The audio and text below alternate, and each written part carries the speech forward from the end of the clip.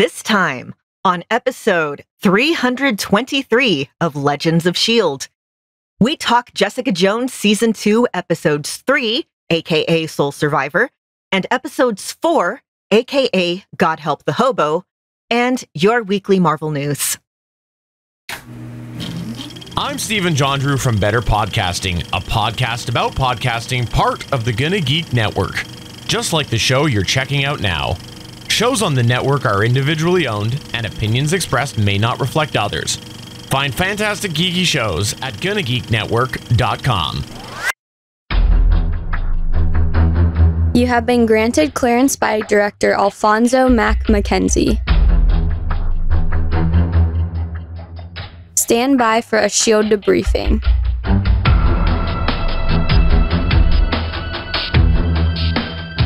All information to be discussed here is classified and may only be discussed among agents granted clearance by the S.H.I.E.L.D. Director. Now it's time for your scheduled debriefing. I'm Director SP. I'm Agent Lauren. And I'm Agent Michelle. Welcome to Legends of S.H.I.E.L.D. We're a Marvel Comic Universe fan show. This show is recorded on Sunday, March 15th, 2020, live from the Legends of S.H.I.E.L.D. studios, and broadcast worldwide via www.geeks.live. Come and join our live chat as we record. Ladies, happy National Mairzee Day. I had never heard of these, and looking at this description, it sounds amazing. It looks like something that I'd want to make this week. Go for it. If you could find pears. At ours, fresh fruit and like the perishables, minus the meat, are still kind of available. So there's a chance. There is. Our grocery stores here are fully stocked. I mean, we went through the whole rush thing a few days ago, but they're fully stocked now. And I think there's no shortage of anything. It was just a distribution in bulk issue. So I think in a couple of days, I'll venture back and I will get some pears and try this up because it sounds great. Listener, if you are a Mairzee fan or know how to make one or like them or whatever, please let us know because this was new to all three of us. I think, Michelle, it's new to you, right? Yeah. Yeah, for those of you who don't know, Mairzee is a dessert made from pears poached in a sugar syrup and served with vanilla ice cream, chocolate syrup, and originally crystallized violets, but lately have been replaced by sliced almonds. So that sounds amazing. Not quite sure where this originated from, or I should say the National Day calendar is not quite sure where this originated from, but I will say thank you to whoever started it because it looks interesting. So we'll give her a good go. At least I will this week. Anyway, we got a full show today, so let's continue. Legends of S.H.I.E.L.D. is a fan-based podcast on the ABC television show Marvel's Agents of S.H.I.E.L.D. We have some news items about that today, believe it or not. The multiple Marvel small screen series and the Marvel cinematic and comic book universes in general. Because of quality wigs. For those of you who are only listening and didn't see the video, I just whipped off a wig.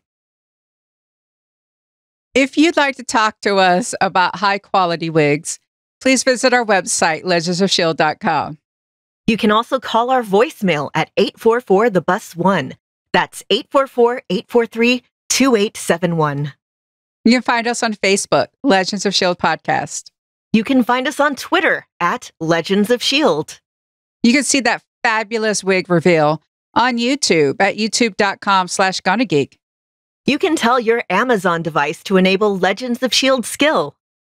And remember, Legends of S.H.I.E.L.D. is a proud member of the GonnaGeek.com network. Well, ladies, it is almost a full house tonight. We are without Agent Haley. She still does not have her computer set up. I think she has internet. She didn't say anything about the internet, but her computer is not set up. And we did mention when both y'all moved that it takes a while to set your computer back up. So you haven't been here in a while, Lauren. Welcome back to the show, by the way. How long did it take you to set up your computer? Oh, geez. I actually had to have it set up pretty quickly because I was working on an audiobook at the same time I was moving and dealing with back pain. So we got my computer set up before we had food in the closet, in the pantry. So what you're saying is that Haley should experience some back pain and then her computer will get set up quicker? What I'm saying is that Haley needs to take it at her own pace so she doesn't get back pain. I got it. Well, we are hoping to have her back next week, and we're hoping to have final thoughts on Legion from both of you when Haley returns next week. In the meantime, we do have a couple of episodes of Jessica Jones to get through, so let's get to it.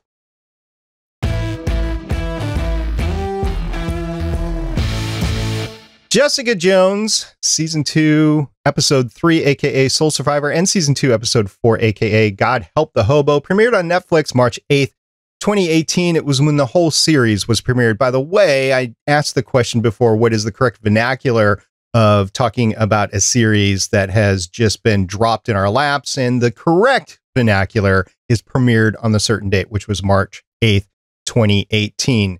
Lauren, did you know it had been 6 years since we talked about Jessica Jones? I was actually thinking about that when I was checking IMDb today. So this episode premiered 2 years ago, but the last time we talked about Jessica Jones in its solo series, in her solo series, was 4 years ago. It was 2016.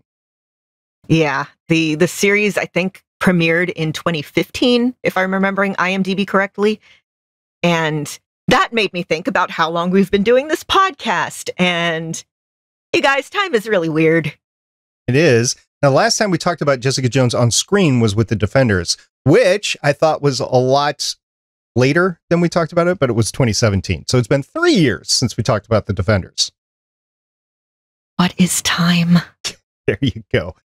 Well, in the meantime, as we pontificate what is time, Lauren, why don't you run us through the creative team behind AKA Soul Survivor? This episode was directed by Mairzee Almas, who has 33 directing credits starting in 2001, including 9 of Smallville, 1 episode of Alphas, 2 episodes of Being Human, 1 of Haven, 2 of Defiance, 3 of Lost Girl, 1 of Shadowhunters, 2 of Lucifer, which I finally watched all the way through, amazing, 2 of Arrow, 1 of Supergirl, 5 of The 100, 4 of Legends of Tomorrow, which I need to catch up on, 2 of Jessica Jones, and 1 of Batwoman, which I also need to catch up on. And it was written by Lisa Randolph, who has 10 writing credits starting in 2002, with 2 of The S.H.I.E.L.D, 7 of Being Human, 4 of Reign, 2 of Star Trek Discovery, also need to catch up on, 4 of Jessica Jones, 2 of Prodigal Son. So this is a really experienced team. It is, and I was watching the credits as I was watching this episode earlier today going, ooh, I know these. This is going to be a good episode. And it was, as the first 2 have been. And Michelle, I went back in my Wayback Machine, and I was wondering if you were with us for our last episode on Jessica Jones back in season 1. You were not on that episode. So if you have anything you want to say about season 1, feel free to at the end of the podcast. It was good. Seriously, though, what is time? Well, why don't you run through the creative team behind the second episode that we're going to talk about today, aka God Help the Hobo. This episode was directed by Deborah Chow, who has 24 directing credits starting in 2002, including 2 Murdoch mysteries, 1 Beauty and the Beast, 1 Mr. Robot, 1 Vampire Diaries, 1 Iron Fist, 6 Reign, 1 Jessica Jones, 1 Lost in Space, 1 Snowball, 1 Better Call Saul, and 2 of The Mandalorian. Excellent show. Check it out. Written by Jack Kinney, who has 14 writing credits starting in 1997, including 2 of The Secret World of Alex Mack, 6 Caroline in the City, 7 Warehouse 13, 2 Falling Skies, and 3 Jessica Jones. And the show is based on the Marvel comic by Brian Michael Bendis and Michael Gaydos. So we have 2 episode titles this week. Lauren, I'm going to stick you with the first one, Soul Survivor. What could that title mean for the theme of the episode? Well, it's obviously named after a Dean Koontz novel. No, I'm kidding. It is because Jessica is the sole survivor of the accident that killed her family. And if this keeps up, if this plot keeps up, she might be the sole survivor of the IGH experiment, treatment. Yeah, we'll find out what that is later on. I have not seen the rest of the series. I know Michelle has, but it's been several years, and I'm guessing you did not see the complete season 2 either? No. I have a very bad habit, as I think we've discussed before, of starting something, then getting distracted, hopping on to the next thing, not finishing that, and so on and so forth. So instead of a squirrel, you're saying that you have a Lauren. Yes. Okay. So, Michelle, why don't you run down the theme for the second episode, God Help the Hobo? Well, they find out about Inez Green, and they think she is the latest IGH experiment. And Jessica actually says the thing, God help the hobo who crosses her, because they find out she lives in condemned buildings. And we find out that the hobo in question we find out that the monster is, well, I don't want to call him the monster. That's the wrong thing. They refer to, the killer as the monster, but I really don't like doing that. But they find out the killer isn't her and such. All right. I enjoyed watching these 2 episodes. It really gave me a private investigative feel to the episodes, probably more so than last year a little bit. And I did continue watching last year's episodes in the background. I didn't get as far as I think episode 6 or so is where I'm at. But this season to me is more of a PI feel than the first season. I think they really dialed that in. I know that we had a PI feel during the first season, but the season is more of it, especially with all the investigations that is going on in these 2 episodes, as you have the entire team going out there and looking for clues for various things. And it was just nice to see. It was a nice feel, and it would really get you grounded that we're not talking necessarily about Marvel superheroes. We're talking about our favorite private investigator. Yeah, one thing that I liked about the comics that continues through with the series is, it's very noir inspired. And while the first season, it had that noir flavor, but it's very much like an internal story about Jessica. Here, we continue the internal story, but because we don't have that like singular figure from her past coming in right away, it's like there's more time to do the whole, let's investigate cases and let's, find the missing files. And yes, I don't know. I dig it. I've been thinking a lot about noir inspired stuff lately. What about you, Michelle? Do you think it had a good noir / private eye sort of feel to it? We're finally seeing Jessica be the head of Alias Investigation. We finally see her investigating. She actually starts a wall, which is, of course, the first thing you need to do when you're investigating something is create the board and perhaps use yarn, but she didn't use yarn. But she had her board looking at connections, finding addresses, and it's not just her, it's also Trish, because Trish is also on the, I want to be a journalist. I want to find the truth. I want to be special and find information. And it even makes her go really above when she puts it out there about Hansen and really exposes herself to danger. So, Lauren, I think you're the correct one to answer this question, and Michelle, chime in if you have an answer to it as well. But you mentioned the board and you mentioned the yarn with the board where you're connecting different bits of clues up on the board. I never have thought about it until right now, but what is the correct yarn to use on an investigated board? Okay. So it depends. I'm not sure if anybody here is familiar with mind maps. It's a way of planning and a way of getting your thoughts out. It's like you start with a central thing and then you branch out from there and you have the things that are connected to it. You can draw those connections in, and you can do it all in one color, like people, in movies. The thing I'm thinking of specifically is from It's Always Sunny in Philadelphia. You might have seen this picture floating around online of Charlie Day with the conspiracy map in the background that says Pepe Sylvia, and it's all in red yarn and he's screaming at it. Or if you wanted to be more organized, you could use different color yarn to try and be like, okay, blue is for they don't know each other. Red is an intimate connection. Green is circumstantial stuff. I don't know. But what I'm saying is there's no one correct way to do a conspiracy map. So it doesn't matter what kind of yarn it is. It's just whatever color makes sense to you. Yes. Okay. Also, I would not recommend chunky yarn because that would take up a lot of room. So a nice sport or DK, perhaps. Maybe even fingering weight. Who knows? Lace too small, chunky too large. All right. The next time I'm in the Walmart yarn aisle, I will look at those selections and see what I would take if I was doing the same thing. Of course, me, it would just be twine because, farm, and that's what I have in the garage. You could also use twine. So that would work. As long as it's something that is clearly visible and understandable to you. And perhaps something that will not be understood by anybody that's trying to take a picture and scoop you. Yeah. Okay.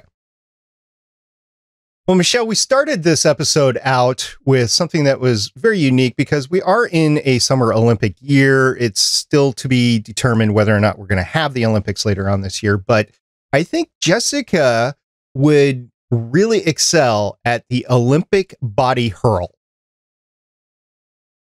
If that was a sport, she would definitely get a gold medal. She's very good at throwing things. She's also very good at demolishing padlocks. Like, no padlock is safe in the presence of Jessica Jones. I was thinking about that. So she just grabs the padlocks and she rips them down and she rips them apart, but her fingerprints are still on the padlocks.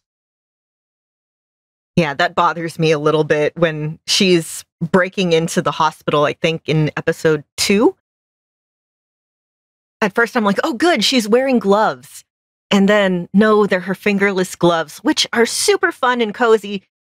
But if you're breaking and entering, and this is not advice, this is a critique of the technique in the show, but you really should wear like latex gloves, nitrile gloves,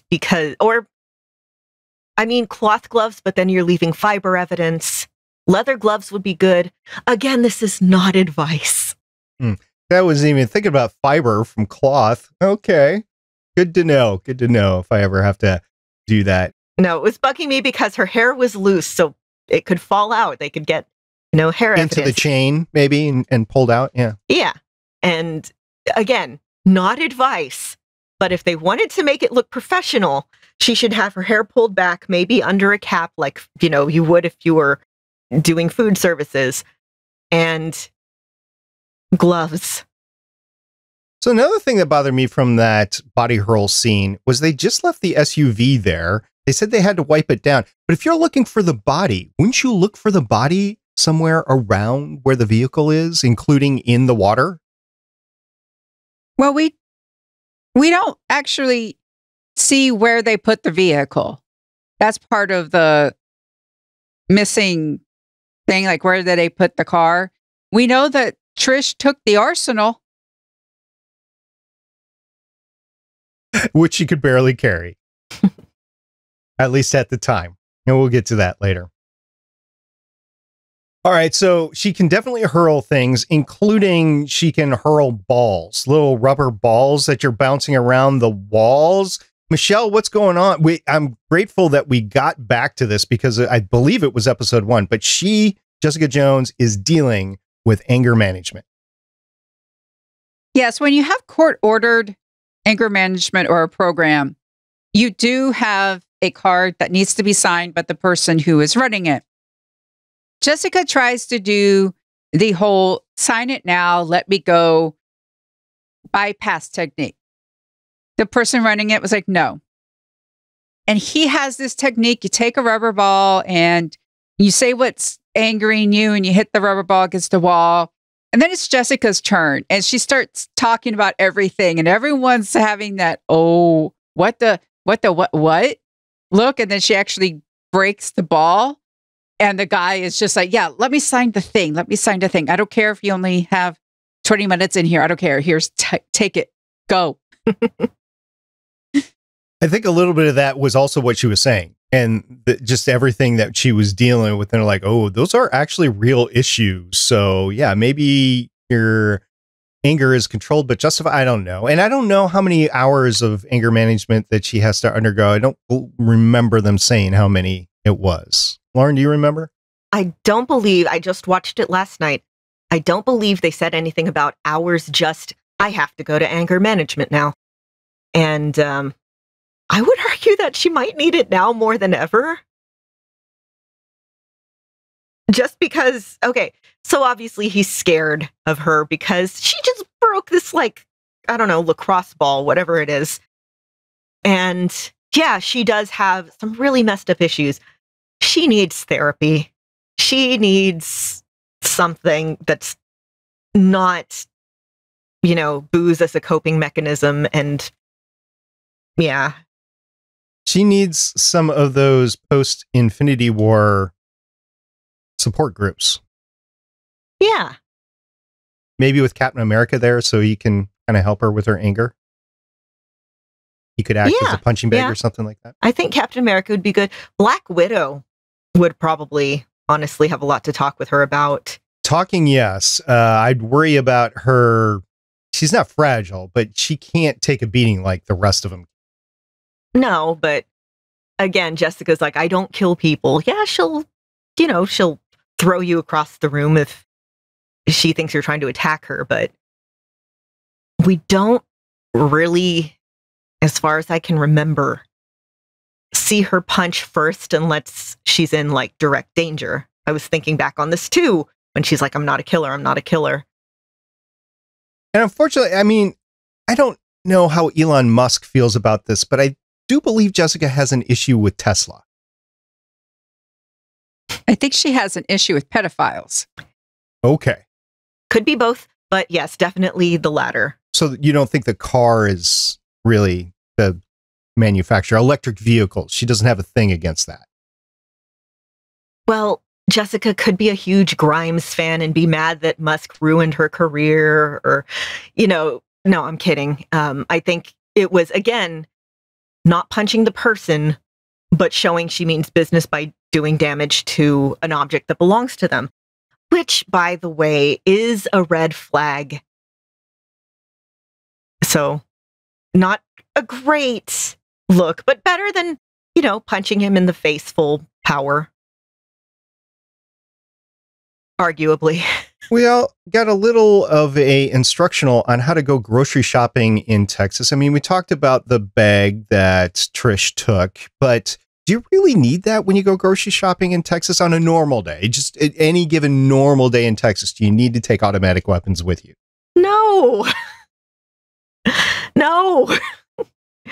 Yeah, for those who might not know, gun culture is big in Texas. And yeah, it's fun to target shoot. Hunting is a thing people do. If you have like land or something, wild hogs are a problem and will mess everything up, and they are very dangerous. And that's, what you would need an automatic weapon for, because they are extremely dangerous and extremely tough. But just to go down to like H-E-B or Kroger for like a sandwich, no. Okay, good to know. Because I don't think Foggy would really survive down in Texas like that. By the way, we did get a Foggy sighting. He came in to try to help Jerry. I was so happy. It was just a scene. It was a sighting. I'm looking forward to seeing him. I don't think he's gone forever. If it was just this one scene to cross over, okay, but I just have a feeling that Foggy's going to be back again. I know the Netflix shows, they've tried to distance them. The movies have tried to distance themselves from the Netflix shows, and they're not in their own little universe, but it's like their own little pocket of the MCU. But it does still give me that it's all connected feeling.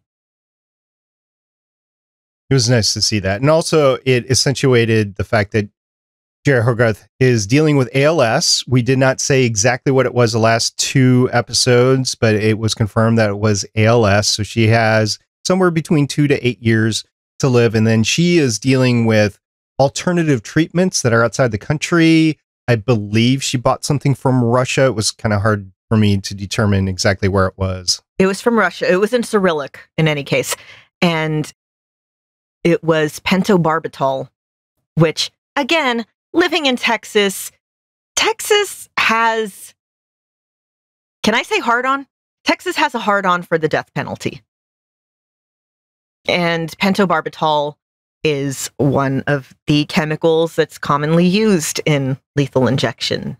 Yeah, so she's trying to cheat the other way. She doesn't want to get, well, what happens is she's seeing another lady on the street that's dealing with some sort of ALS-like, if not straight out ALS disease, and she doesn't want to get to that point, so she just wants to end it all when she can.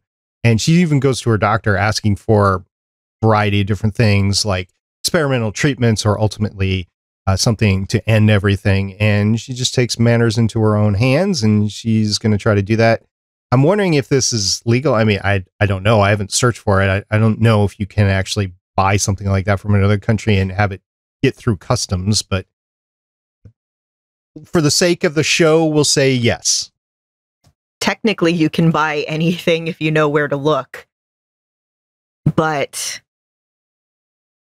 currently, doctor-assisted suicide is not legal in most U.S. states.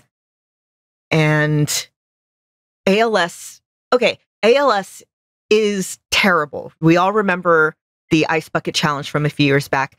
There's actually I forget his name right now, but I was listening to an interview with him. He has a site called Dying Out Loud, where he's been chronicling, his journey through ALS and coming to peace with the end of his life and navigating the legal system and just a lot of contemplations. It's worth a read if you can, mentally, if you're in a good place. And Jerry, because she's somebody who needs control, she doesn't want to be like the woman with the mobility issues, somebody that people have to help up. That's why I think she chases Foggy off so aggressively. She doesn't want to be pitied. She wants to stand on her own, live life on her own terms. And I don't know. I'm interested in seeing where the show handles that, like how it handles that. And she talks about her father having brain cancer. And when you watch someone deteriorate, it's very difficult. I had my great-grandmother and grandmother had, well, back then they all classified it as dementia, but it's probably more Alzheimer's. And watching that happen, it's painful. And she doesn't want to go through all of that. Difficult to blame somebody for not wanting to do that. Yeah. We'll see how that plays out in the series, though. Yeah, yeah. So Malcolm, we talked about Malcolm last episode, and I'm really enjoying the path that they've set Malcolm on. Malcolm's entirely different character than he was in season 1. I went through the Purple Man is using him to spy on Jessica Jones as I rewatched season 1 and the addict and everything. And he has completely turned his life around, and he's really trying to be a part of something and help Jessica Jones. But he's also falling back into the same Jessica Jones of relationship issues, I would think. And I don't know, what is it? Mariah, Mairzee? I don't know. What did he ever get that right? We will never know. But Malcolm is really progressing, and I'm really enjoying the character. Michelle, you still liking the way that this character is projecting?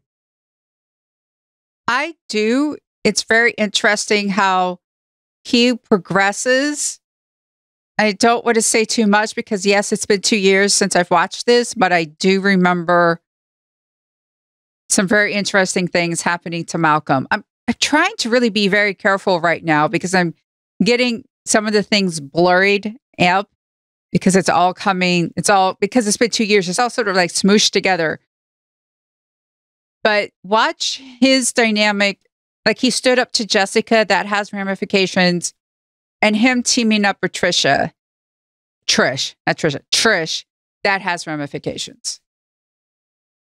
Definitely. I mean, he's her new boyfriend on the side, according to the paparazzi. Yeah, the stuff with the first Mariah Mairzee, and then the second woman that he brings home.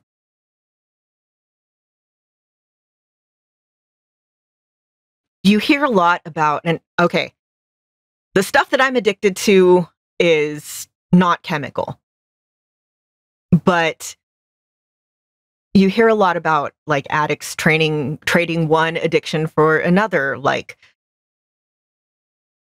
I think it's like a really common stereotype that people who go to rehab tend to smoke a lot of cigarettes because it's, again, it's trading one addiction for another. I mean, again, and it's not a hard, fast thing. It's just kind of like one of those commonly repeated phrases. He, by virtue of being young, attractive, and hanging out with somebody who's, I guess, also promiscuous, has been sort of leaning on, casual sex. And again, nothing wrong with that as long as you use protection, get tested, blah, blah, blah. But I think he even says to Jessica something about, how it is with addicts, something like that.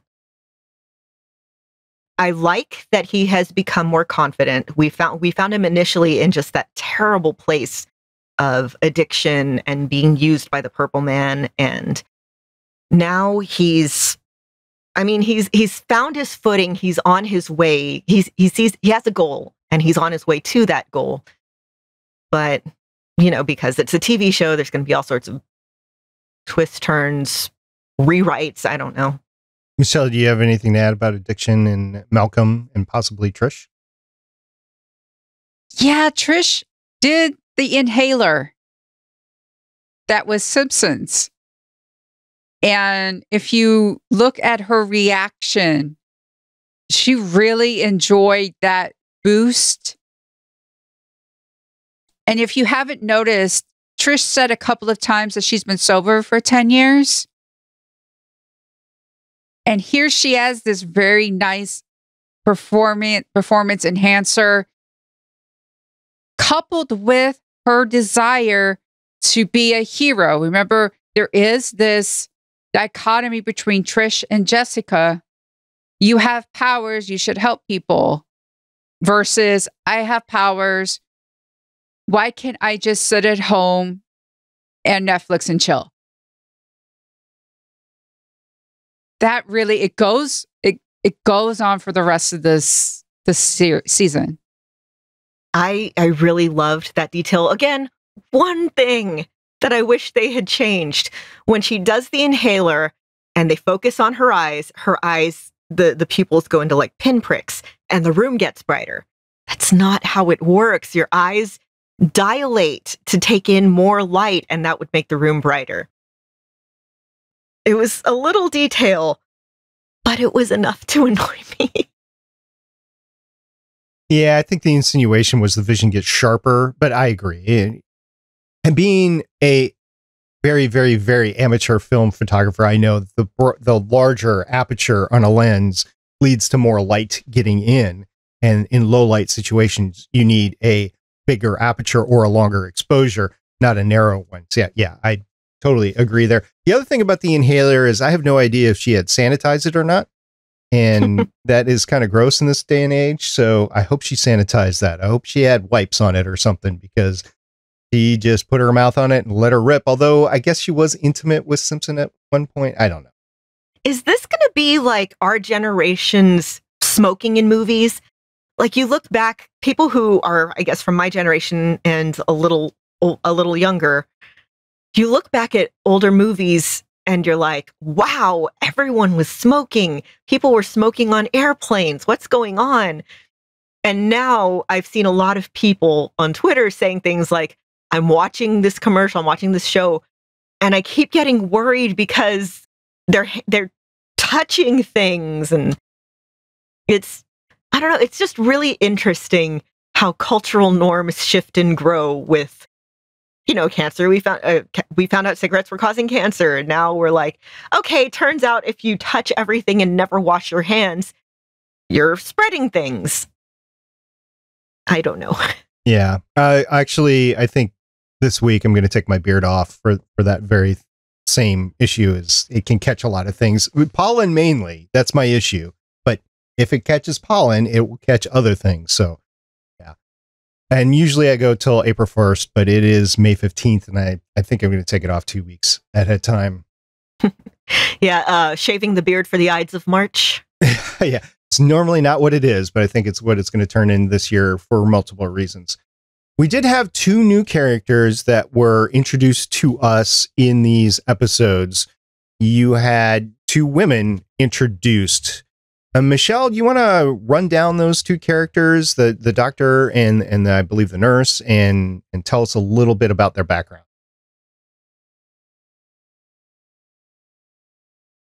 Well, we learn that at IGH had someone else that they experimented on. And there were 2 nurses. One, the patient just killed outright, with how Simpson was killed, with the whole head being turned 180. Ow. And then we find Inez Green, who was the other nurse who got slammed into glass. And again, things are getting into my thing, and I don't I know who that is. I can talk about the doctor if you. Yeah, go ahead. Okay, we find out there was a doctor there, Lisa Hansen, when Jessica breaks in and finds the nameplate under just like a layer of dirt on the door. So they Trish decides, on her radio show, put out feelers. Hey, we're doing this whole thing about everyday heroes. Hero is a doctor who did a lot of things, and if you knew anything about them, call us. And somebody calls, and they're like, yeah, they are Lisa Hansen, and she wants to talk. And that's when Jess tells Malcolm, no, sit on Trish. Don't let her leave. And, well, I don't think she says don't let her leave, which is what causes some problems later. But Jessica goes to meet with this doctor who seems very visibly shaken, talks a little bit about the program, and then they get in a superpower fight in the middle of the bar, which, is it just me or is this bar Josie's from Daredevil? It looked a lot like, just matter of fact, I think she was in a bar that was like Josie's in season 1, really. I think it's the same scene, the same bar that they use. It had the same wood paneling stuff. So yeah, I think it's very similar. Yeah, and we find out after, because of Trish and Malcolm, Trish runs to try to catch the meeting, tell Jessica, because that's when her contact at the morgue calls to be like, hey, the head that we found, finger quotes, it's Lisa Hansen. And they're like, oh no, it's a trap. So Trish is running, paparazzi is there, paparazzi starts snapping pictures of her and Malcolm, because Jessica had called to say, oh, she broke up with her boyfriend, to try to force her to stay in because otherwise she's going to run into the paparazzi. So while this paparazzo is taking pictures, he snaps one of quote unquote Lisa Hansen. And we realize she's wearing a wig. She is indeed. And that gets us all sorts of stuff later on. But we did have a couple of new characters. Also, let's talk about Jessica's boyfriend, because I don't really think that he should be Jessica's boyfriend right now. We're talking about the landlord? No, not the landlord. And I'm sorry, I said Jessica's boyfriend. I meant Trisha's boyfriend. Okay. So I don't think Trisha's boyfriend should be Trisha's boyfriend right now. I think she and Jessica need time to work on themselves, make self-care a priority. But again, them kind of comparing and contrasting. Trish moves from Simpson into this new relationship with this guy, Griff, who I guess is some sort of, I forget what he does, but he's something with media since he says, "Oh, I'll get you a job at my company." And yeah, he seems like a nice guy. He seems perfectly nice, but he's not really, I think, equipped to deal with what Trish is dealing with right now. Well, he's sneaking around behind her back. Also that, I forgot about that. He does make a phone call that sounds very sketchy. And steals stuff off her computer. Yep. Yeah. I think Michelle doesn't want to say anything right now, not to be tripped up. So, yeah. Let's talk about Price. Price is the other PI in the area. He's full of himself. And so Lauren, what's up with Price this week? Well, he's played by Prax from The Expanse. I would be shocked if you didn't mention that last episode, SP. I did not. I was waiting for you to come back, honestly. I wanted you to mention Thank you. it. I got so happy. Terry Chen's a cool dude. We have Mean Prax. Prax in The Expanse is a cinnamon roll. And here, Price he's a jerk. He's a D-bag. He's very self-interested. I like when Jerry's like, "You got beat by a girl, deal with it." And he's continues to be like, "No, that's not it." He's, again, like Jerry, I think, somebody who needs to be in control at all times. And we find out at the end of episode 4, sends somebody in to steal all of Jessica's case files, including her conspiracy board. I think he's making a bunch of mistakes. Maybe there's something underlying of what's going on. Like he's connected to like one of the gangs or whatever that Jessica went in under the Defenders or something like that. But he is just trying to push her out as competition. And honestly, if you compare their two agencies, there is no competition in my mind, but maybe I'm missing something. I mean, dude, why are you worrying about her? You shouldn't, because she is a one-man band. Yes, she's got Malcolm, but you have this whole suite of offices and a whole suite of employees. People are going to come to you when they want well-researched stuff. If they want the nitty-gritty down to the, I don't know, street-level thug sort of thing, they'll go to Jessica. It's just two different clientele, in my opinion. Well, Jerry set him on the path of Jessica. He was used by Jerry in order to get Jessica back in the fold. Jessica said no. I don't think Price is used to people saying no to him. No, he is not. There's definitely a theme in this show. There's, there's a theme of coping with trauma or not coping. There's themes of addiction, and there's themes of, let's face it, toxic masculinity. Now, what I mean by that is not, and I think I have talked about this before in like when we were discussing season 1, but it's not, oh, all men are bad. There are certain qualities that modern Western society especially, has drilled into boys as they become men, that's hurtful to everyone. Whether it's, oh, real men don't cry, boys don't cry. So that's how you get all sorts of men, suppressing their feelings. And it's very bad when you do that, as we have seen on the show. You get, that whole, oh, this is what society expects of me. I need to be the top dog. I need to be the breadwinner. Win, win, win. And that's, I think, what we're seeing with Price here. It's that entitlement of, I deserve this because, generally just, I deserve this because I'm me. But the whole Jerry saying you got beat by a girl thing does add an extra layer into it.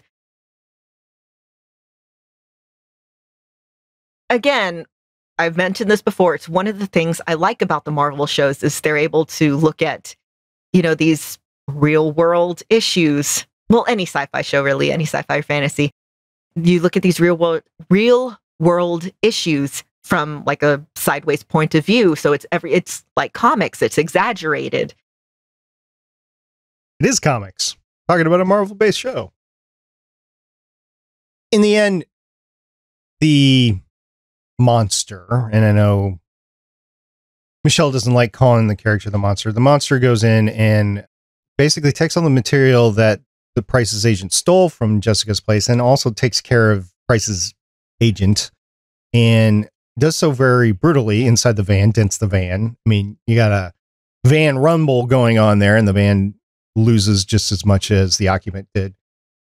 But it's interesting to me. It doesn't matter what happens in there, the landlord's kid, whatever, Jessica automatically gets blamed for it. And I don't know. I don't think that's fair, but she constantly is blamed, right, Michelle? Everyone knows she killed the Purple Man. And they know she's a super. And they know violence accompanies her. It's just so very easy to go, oh, you're so much trouble and you're standing next to this horrible event. You must have done it. And she hasn't done it. She didn't kill the wizard. She didn't push the kid out of the window. She just has bad timing. Completely bad timing. Yeah, it's that whole because you were there, because you're an unpleasant person, because you didn't smile, because you're stronger than other people, because of the nature of your job, you're in bad places all the time.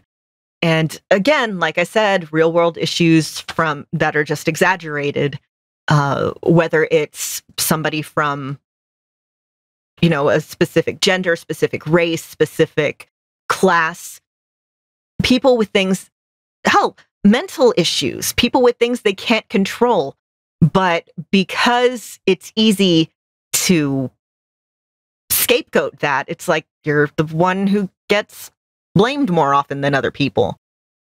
And it sucks. It is unfair. And in Jessica's case, yeah, it's like she was born under an unlucky star or something. She just, ever since that accident, her life's just been terrible, which gets a little bit discussed with fake Dr. Hansen, that she wishes she would have died with her family. She has survivor's guilt. She has anger about being a freak.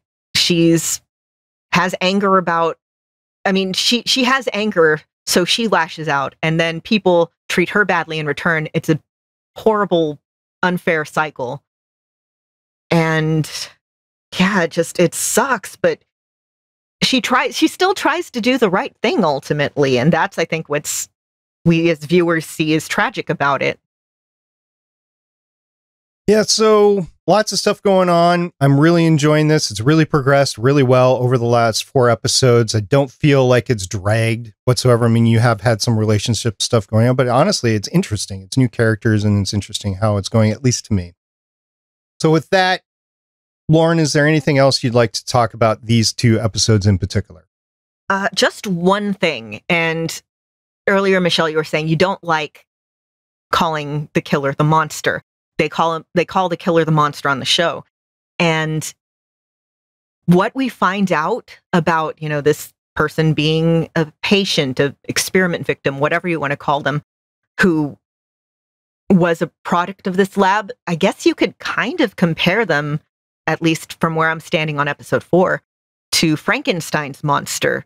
Somebody who was created in a situation beyond their control and then find themselves shunned. From the glimpses that we see, this character appears to have been affected physically, kind of like in, Frankenstein, the book.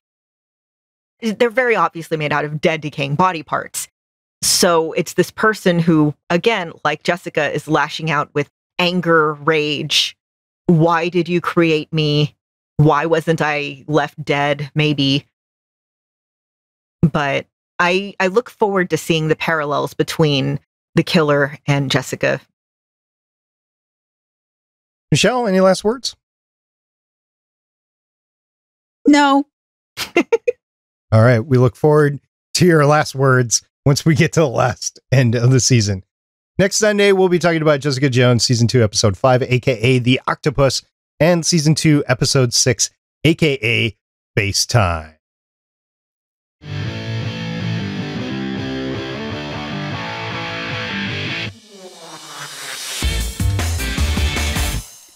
We have some news this week.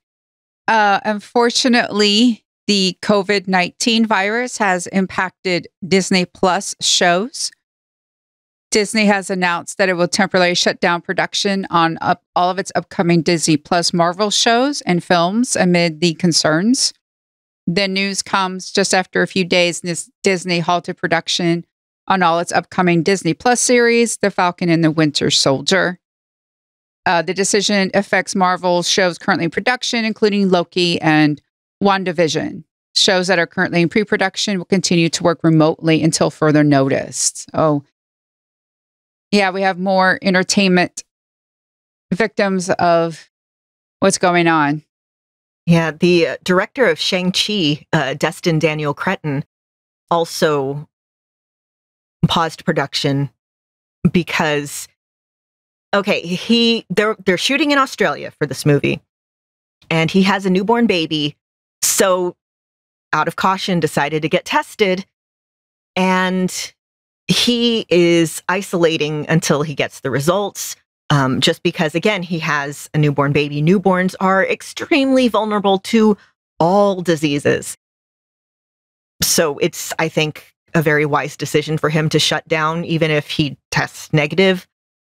Because, again, it's caution. It's taking other people's health under advisement and in addition to your own. I saw a visual on Twitter earlier today about kind of explaining the spread of disease or halting the spread of disease by isolating.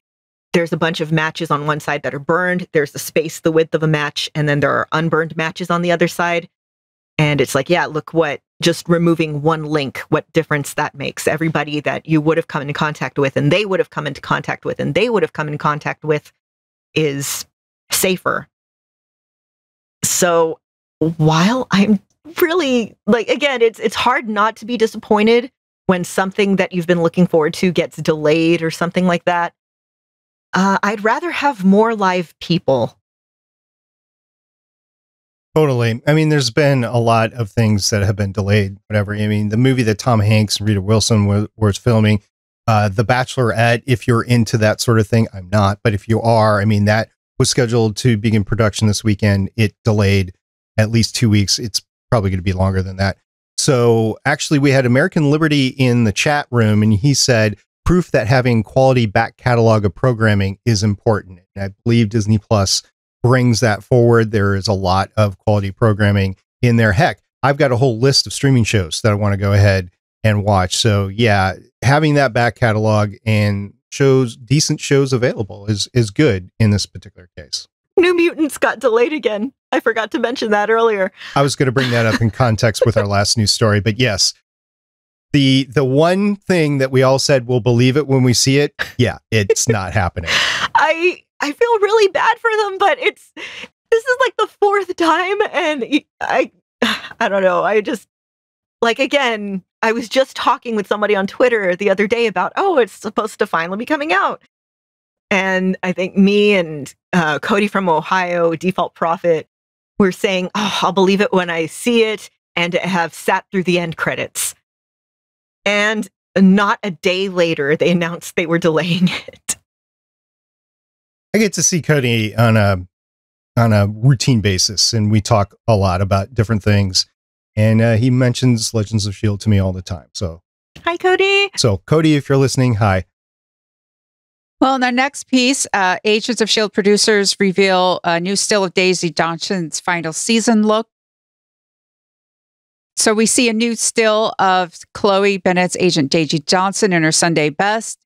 As seen in the still previously circulated, Bennett's character is adorned head to toe with period-specific clothing as the agents fight their way through the timeline. It looks kind of 1940-ish when you look at it. Somewhere in between there, I think. 1930, 1940s. Yeah, it's like that late 40s. You know how fashion between decades tends to have that mixed period in the middle for about 2-3 years until the new stuff starts taking effect? Yeah, it feels like that transitional 1940s into 1950s era for me, like late 40s maybe. And honestly, there was a lot of that. I mean, if you want to get period specific, after the war, there was a lot of people that were still digging themselves out of the Great Depression, the post-war time. So you would see those sorts of fashions and styles and whatever last into the early 50s. In my opinion, I did not live through that era. I don't know. I'll talk to my dad. He did. Looks good, though. I can't. This is an example of something that's on the shelf right now. Post-production is completely done with it. And I wouldn't be surprised if ABC and Disney go ahead and release this early just because they're trying to fill programming slots because of the halted production. Yes, a lot of TV shows have halted production, including like Batwoman, The Flash, all of that. Who knows when we're going to get certain season finales. But anyway, something else that is scheduled to happen is the Black Widow movie. We had the final trailer, goes back to the beginning. The film is supposed to be released on May 1st. The movie takes place between Captain America Civil War and before Infinity War. I don't know. Do we think we're going to get it May 1st? No, unless they release it, simultaneously behind Disney Plus or something like that. At this point, I honestly don't think so, because I'm looking at what happened in China right now, and they took 2 to 3 months to recover. I think we're in that same window right now where May 1st would be inside that window. I don't see people wanting to go back out to the movie theaters in that time period because of COVID-19. We haven't talked a lot about it inside the podcast here. We are aware that there's a worldwide pandemic going on. It's called COVID-19, which is a version of a coronavirus. And you just don't want to be in big crowds of people. And a movie theater is exactly that, a big crowd of people that you're within 6 feet of other people for 2 to 3 hours.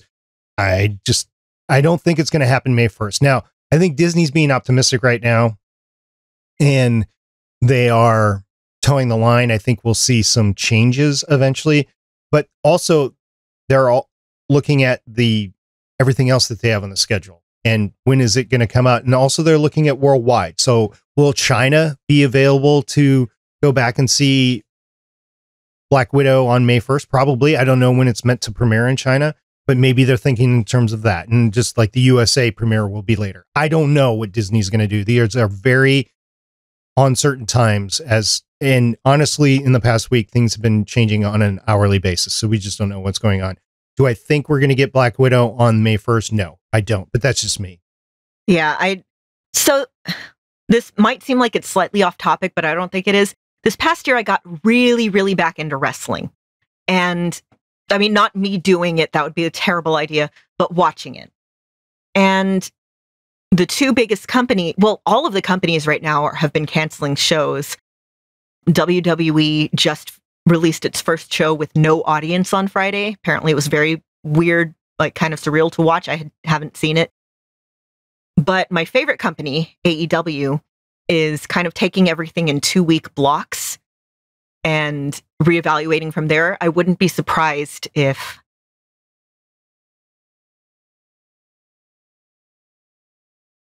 we're going to, like SP said, take things as they come, but do it in, 2-3 week blocks just to be on the safe side, because, I mean, quote unquote, safe for them, safe financially. Because, yeah, right now, it feels like everything's sort of holding its breath. That's where we're at right now. Michelle, what do you think? We're going to get this or not? I don't know. What I would like to see, I don't want to see movie theaters go out of business. But I think it's going to take time for them to recover because of all this. It would be interesting to see sites like AMC or Regal be able to stream movies that are current for current, almost not like exact ticket prices, but for a fee. So that way they at least wouldn't, I don't know, lose money. That's what unfortunately, I don't know about other countries, but in the United States, we don't have guaranteed paid leave. We don't have a lot of things. And not only are we worried about infection rates, we're also worried about the economic ramifications of all of this. And I just don't want to see everyone to go out of business. Will it come out May 1st? I don't think so. Well, that's all the news that we have for this week, which is more than we've had in quite a while. So thank you very much for putting it together. And Lauren, how do you want to get this one out? I would like to yeet this one out.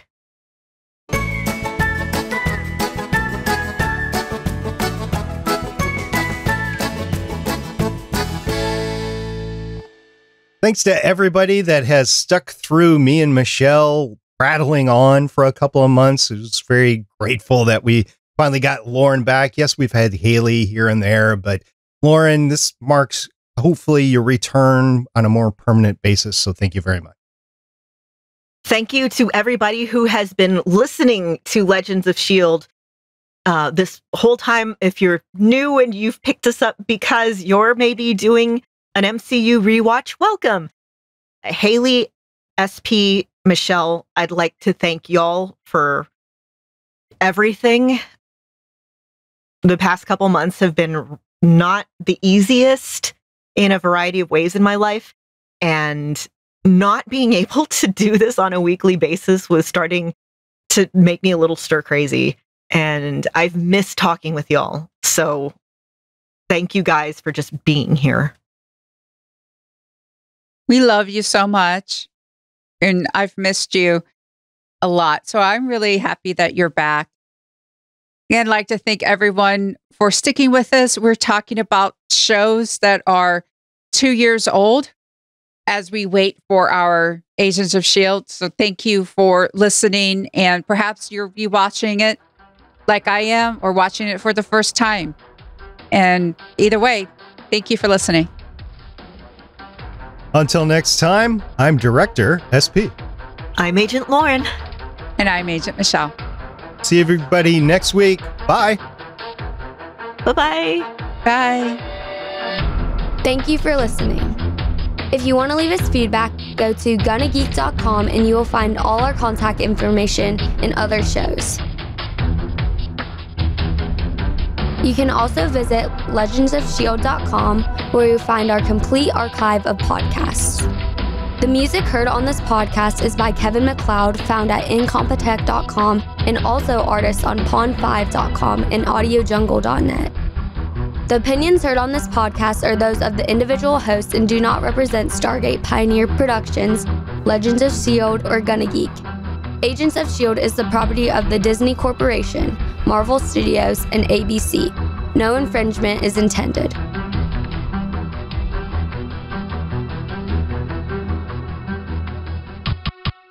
Legends of S.H.I.E.L.D. is copyright 2013 through 2020.